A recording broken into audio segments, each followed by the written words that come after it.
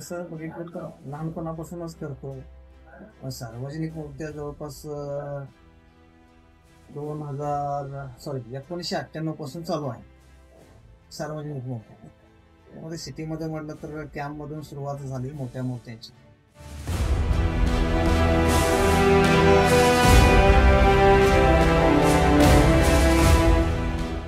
प्रथम आम्ही चालू केलं त्यावेळी सार्वजनिक माझ्या गल्लीमधली एकच मूर्ती होती. त्याच्यानंतर वाढत थोडं कमी जास्त इकडे तिकडे महाराष्ट्रामध्ये आंध्रमध्ये जाऊन आता जवळपास 121 मूर्त्यांचं आता आहे ना काम चालू आहे. तसं आता यावर्षी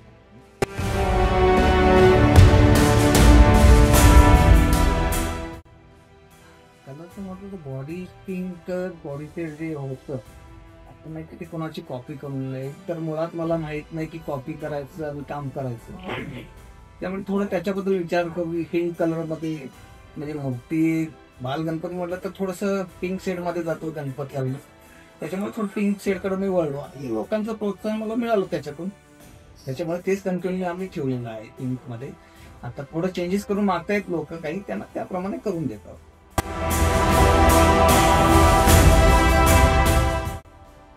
प्रत्यक्षात मूर्तीची रेखणी आम्ही सुरुवातीला करत गेलो वेगवेगळ्या पद्धतीनं.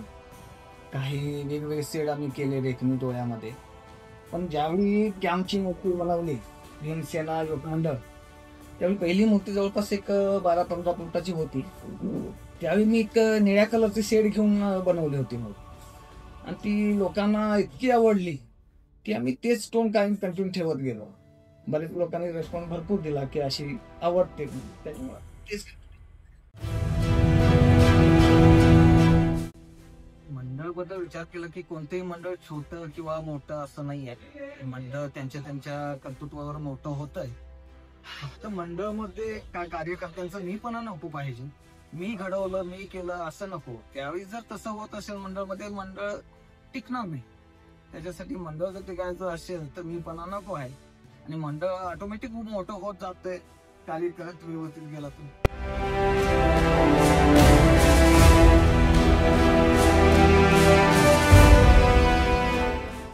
त्या घडवतोय फारच मुश्किल येतच समोर.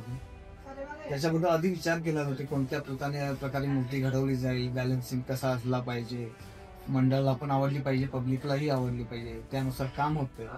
त्याच्यावरती स्केचिंग आधी केलं जातंय, सपोर्ट कुठून येते काय येतील, त्याच्यानंतर मग मूर्ती घडली जाते.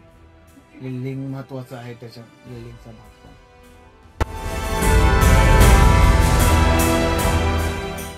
यावर्षी बऱ्याच मंडळांच्या मूर्त्या मोठ्याच आहेत, वेगळी संकल्पना. माझ्याकडं मंडळ येतात ते काहीतरी वेगळं पण म्हणूनच येतात.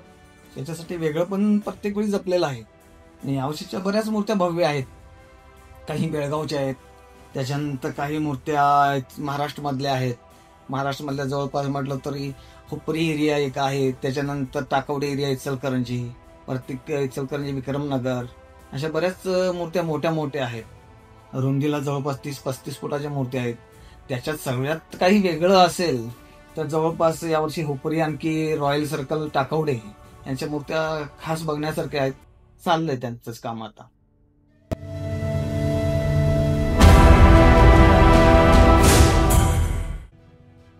बेळगाव मधली मंडळ पण भरपूर माझ्याकडे आहेत. पण असं आहे की मंडळ सार्वजनिक असल्यामुळे एका ठिकाणी टिकून राहत नाही. प्रत्येक वेळी बदल होत जातो मूर्तिकार, त्याच्यामध्ये कार्यकर्ते बदल होतात, त्याच्यामुळे मूर्तिकार बदल होतो. आणि कायम टिकणारी मंडळ काही असेल मोजके आहेत. पाटील माळा म्हटलं तर सुरुवातीपासून माझ्याकडे ज्यावेळी स्टार्ट केलं आम्ही 2-3 वर्षापासून पाटील माळा मंडळ हे माझ्याकडे आहे. आणि त्यांचं दरवर्षी काहीतरी नवीन कॉन्सेप्ट होत जातं. आणि यावर्षी काहीतरी युनिक असं राधाकृष्णाची मूर्ती आहे, त्यांची काहीतरी वेगळी होण्यासाठी आहे.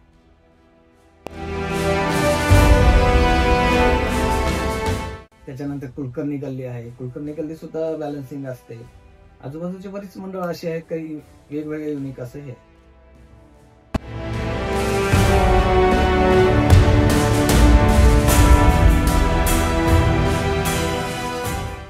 स्पेशली आमचे गुरु म्हटलं तर पहिले गुरु माझे वडीलच आहे.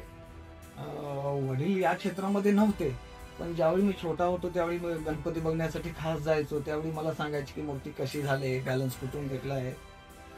प्रत्येक काही ना काही गोष्टी सांगायच्या. त्याच्यामुळे मला बरंच काही शिकायला मिळालं.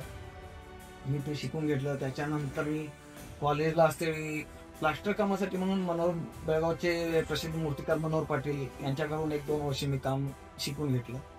बरेच आणखी तसे काही अज्ञात गुरु पण आहेत जे त्यांनी नसताना पण त्यांच्या कलेतून मी काहीतरी घेतलेलं आहे.